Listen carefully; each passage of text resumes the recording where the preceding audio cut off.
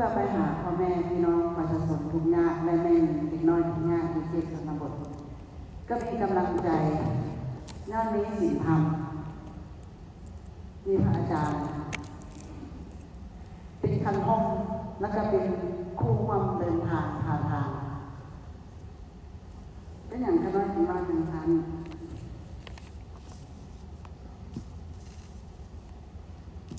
เส้นทางทางนี้ที่ขน้อยเดินไปหาประชาชนทุกยากอยู่แขวงบริคำไซอยู่บางไซจำพรขน้อยก็ไปด้วยความเปิดปากมันซื่นไปเศร้ากินข้าวงานหรือวัดอาจารย์อยู่วัดเวียนทองกินข้าวงานแล้วเพื่อนมาอาจารย์ขอนำทางหรือขอนำหน้ามาทางขน้อยก็ยอมมือสั่งรู้จักว่าทางมันจะยุ่งยากนะใบพระเจ้าว่าเจ็ดที่ปลายละเส้นทางไปหาเมืองจะจำพรแค่4 ชั่วโมงครึ่งเขานอนคึกบอกออกว่าไม่นานว่า70 ปลายกิโลเมตร4 ชั่วโมงครึ่งลองไปดูเพราะว่ามีอาจารย์เจ้าวัดที่มาเป็นทองนำทางไปด้วยความคุกคีที่สุดเขาน้อยก็ไม่สามารถนะขอโทษเลยว่าสามารถจะนั่งไปได้นอนกันเพราะว่าเขาน้อยก็มีพญากระดูกมีเส้นแดงไปหาประชาชนได้เห็นประชาชนหน้าตาเงียบเย็นใสถึงว่าเมืองไทยจำพรตกอยู่ในเขตธุรกันดารคือจะมาอยู่โลกหนึ่งของพวกเราและเขาได้เห็นพระอาจารย์วัดเวียนทองนั้นเดี๋ยวนี้เขาได้บรรลุบุญคุณของที่ว่าเพื่อนขอเปิดทางให้ถ้าว่าทางท่าเขาเพื่อนบอกว่าเขาเปิดทางให้เหมือนนั้นก็ชีวิตพวกน้อยขบวนรถหลายคันก็จะเป็นอะไรกับผมเวลากลับมาเขาได้รถจอดแล้วเขาได้บอกแนวเปิดทางมันเป็นอะไรยังได้อันเพื่อการเดินทางลูกโบมีอย่างโอ้มันไปได้ยังไงเมืองไทยจำพรมาก็มาลงนำเจ้าแผงว่าท่านเจ้าแผงเลยเมืองไทยจำพรนี่เป็นส่วนรวมไหนเป็นส่วนเผาเขาต้องช่วยรัฐบาลตอนนั้นท่านนายกขึ้นเป็นนายกใหม่เขาช่วยกันเนาะทั้งส่วนกลางทั้งรัฐบาลก็คือสุกยูไปเสนอน้ำเพิ่นแม่มาเบิ่งแล้วทั้งแผ่นมีคนตัดไม้เสื่อมไม้ป่าก็ให้เอาออกมาประมูลขายเพื่อไปทางไปสู่เส้นทางไปหาสู่ในสะดวกสบายขน้อยข้าพเจ้าก็ได้เสนอหนึ่งเจ้าแผ่นเป็นกบาตอนนั้นเจ้าของแกงโอ้แม่ได้มาว่าถือหรือว่าถือว่าได้ยาสูบระดับดีๆเพราะว่าไม้เอาที่ตัดปีหลายเวลาสาวถ้าลมทลายจักเท่าไหร่หน่วยปลูกต้นไม้เสียไปจักเท่าไหร่เขาต้องเอาคืนมาเพื่อพัฒนาบ้านเมืองเจ้าว่าอันนั้นแสดงให้เห็นว่าขน้อยนำใดก็ภูมิใจแล้วขน้อยก็ดูน้ำศีลนำธรรมดูนำพระอาจารย์อยู่ในความห้องเย็นเป็นสุขที่ได้อยู่ในกองห้องโถห้องใสผ้าเหลี่ยมเนาะเห็นพระอาจารย์นุ่งผ้าเหลี่ยมไปวัดขน้อยก็มีความเมื่อนั้นขอโทษอะไรนะขน้อยเป็นเขาไม่เห็นอยู่บ้านอาจารย์นั้นอันดับลงนั้นว่าแม่ขน้อยไม่ได้ว่าแม่แก้โตได้ยาทานขน้อยพอได้เป็นพ่อแม่พระอาจารย์อยู่ในวัดขน้อยว่าเอาผ้าเหลี่ยมพวกหัวเข้าวัดขน้อยอยากเล่าถึงแม่อ้ออันนี้ก็ได้กับเล่าเลยตามความจริง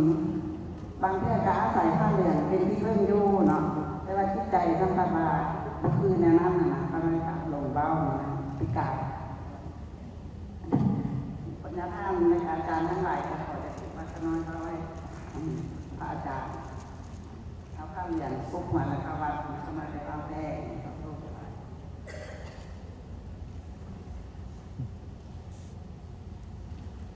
อีกอย่างหนึ่งก็เป็นอย่างที่ว่าทรงเสยและนิยมและซึ่งสมอย่างซึ้งกองประชุมสรุปผลงานแต่ละชุดแต่ละสมัยขององค์สอของโครงการเมตตาธรรมมันมีชีวิตสบายเป็นอย่างที่ว่ามีชีวิตสบายก็ได้เห็นมากผลที่มันเหตุใดไปศึกษาไปศึกสอนคืออาจารย์อภิษฎเนาะในบางทียุ้ยใส่สมบูรณ์เขาได้เห็นดียุ้ยใส่สมบูรณ์คุณมันรักษาเนี่ยห้าคุณมาเขาบอกให้กันว่าอยู่ว่าแม่ลงกลางเมื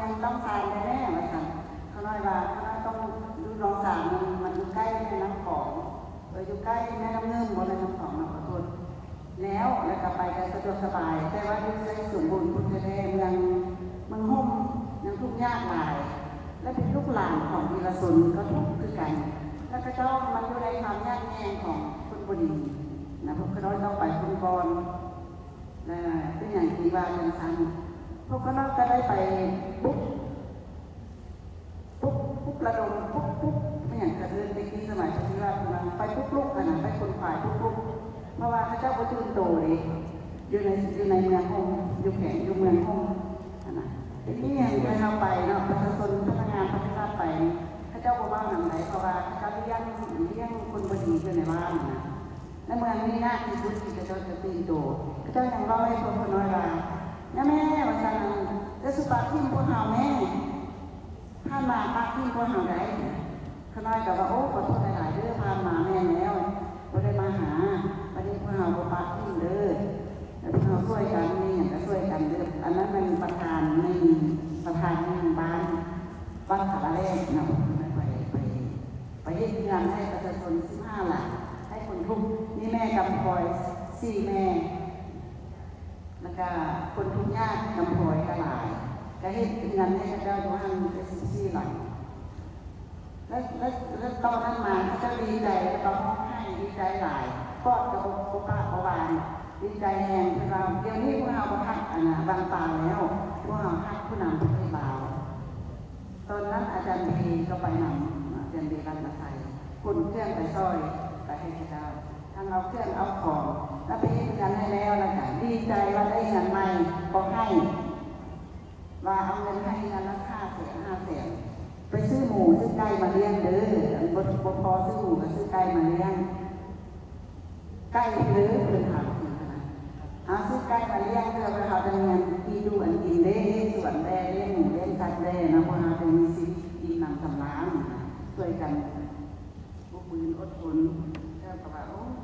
แม่ตอนนั้นมาเห็นพนักงานไปที่กับทางอาจารย์อธิปไตยบางทีเลยเจ้าประวาภาพทำไปให้นะผู้นำไปเรื่อยผู้นำประเทศลาวที่พวกเราเป็นคนดีแล้วพวกเราไม่ได้มีทหารศัตรูมาอยู่ในพวกเราแล้วพวกเรามีชีวิตที่ดีปลอดภัยแล้วอันประธานไม่หนีเป็นอันปั๊มตัวเองไว้อันนี้จะถือว่า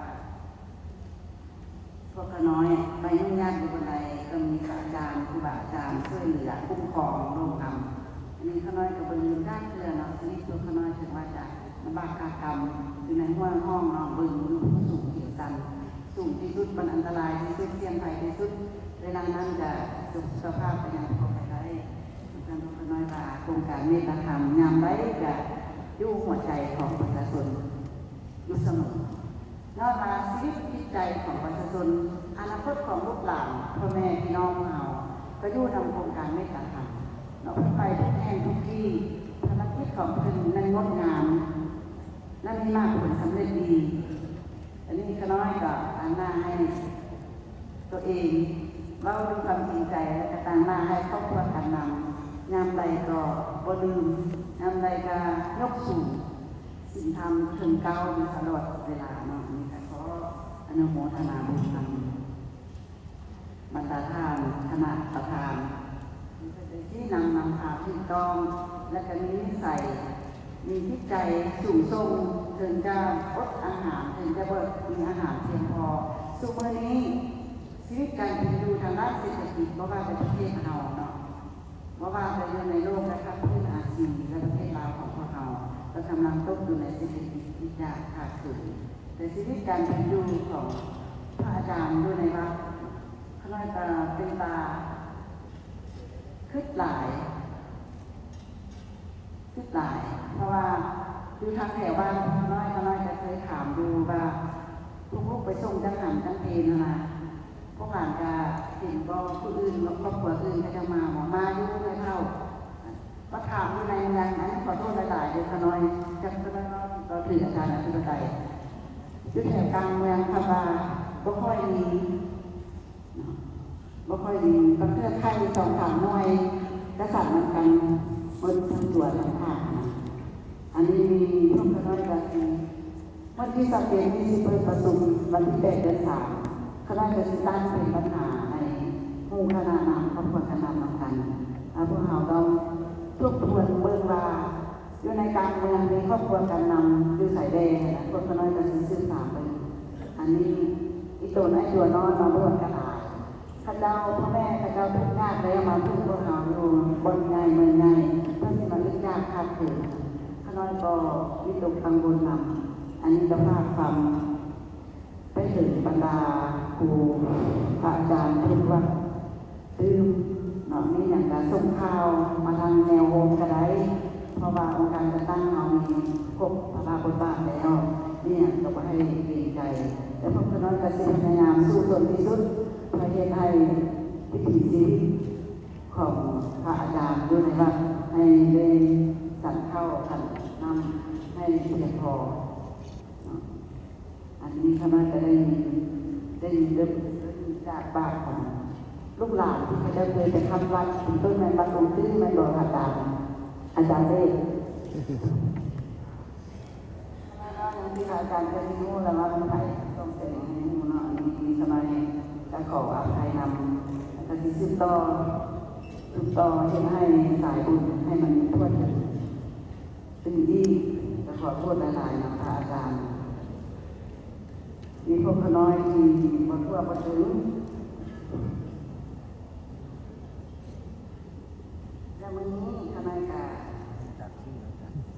ขอสรรเสริญขออนุโมทนา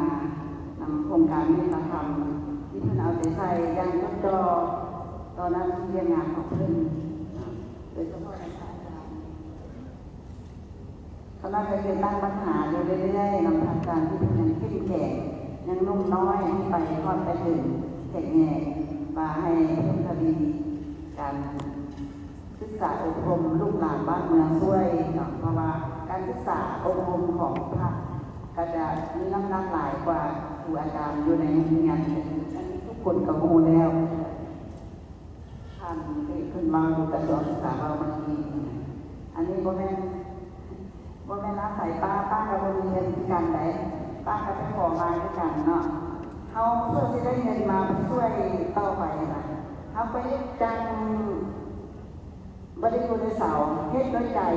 เฮ็ดแท้ทำจริงให้ข้าเจ้าเห็นว่าเฮาเฮ็ดแท้ทำจริงเฮาบ่ขี้โกงเฮาบ่ตัณหาแล้วข้าเจ้าจะช่วยเฮาเนาะหรือว่าอยู่แล้วสิไปซ่อมให้ข้าเจ้ามาช่วยเฮาแบบบ่มีเหตุผลข้าเจ้าก็เบิ่งกันมหาชนเดี๋ยวนี้ข้าเจ้าก็ฉลาดได้รับการที่คณะกรรมการส่งเสริมที่ว่าข้าเจ้าจะเฮ็ดแท้เนาะผ่านมาก็บ่คัดข้องหยังในวันที่8 เดือน 3นี่ก็บ่ทันได้เฮ็ดหยังแต่ว่าวันที่31นี้เพิ่นก็น้อยก็คิดว่า4แบบนี้แหละเป็นพระอาจารย์เฮ็ดประชุมกันแล้วก็ปรึกษาหารือสนทนากันเฮาสิจะได้ครอบครัวกันนำต่อไปเฮาสิลุกหน้าอะไรเพื่อให้ชีวิตการเป็นอยู่ของพี่น้องของประชาชนเลยนะเพื่อสังคมให้มีชีวิตที่โปร่งใสที่ปลอดภัยและก็เข้มแข็งมีความฟื้นห้าวหันจะตั้งปฏิบัติหน้าที่เวียดนามอันนี้คณะกรรมการถือโอกาสนี้ครับแล้วถือโอกาสนี้นะก็ขออย่างน้องประชาชนท่านชายที่เป็นตัวแทนของแต่ละภาคส่วนที่หน้ามาว่าประชุมนี้ก็คือเอาจิตใจคือเอาความจริงที่เราได้มาทำในการสนทนานี้ไปทำไปกระตั้งปฏิบัติให้เกิดผลสำเร็จช่วยกันนี่อย่างจะต้องแสซึ่งกันและกันให้เรื่องงานของพวกเรามันที่อ้อมในเราสร้างเนาะจะให้เรื่องงานในเราสร้างของพวกเรามีอันพ้นเด่นขึ้นในต่อไปต้องไปให้มันเงียบเงาเนาะต้องเดินหน้าทุกเรื่องงานเขาน่าจะขอสมเสยอนุโมทนาบุญนำพระอาจารย์ที่ได้เอาใจใส่ชื่อเหลือและได้ทราบในการศึกษาอบรมลูกหลานของประชาชนให้เป็นคนดีของสังคมแต่ขออวยพรให้อนุโมทนาบุญให้พระอาจารย์ง่ายประธานอปส.ศูนย์กลางพร้อมด้วยคณะนำของประธานคณะนำของอปส.มีสุขภาพมีพลานามัยสมบูรณ์ที่นำพาแสงสว่างแห่งธรรมแห่งบุญของพวกเราเป็นผู้นำหน้าในการจัดตั้งปฏิบัติในการขับเคลื่อนแผนพัฒนาของชีวิตสังคมของบ้านเราให้ก้าวไป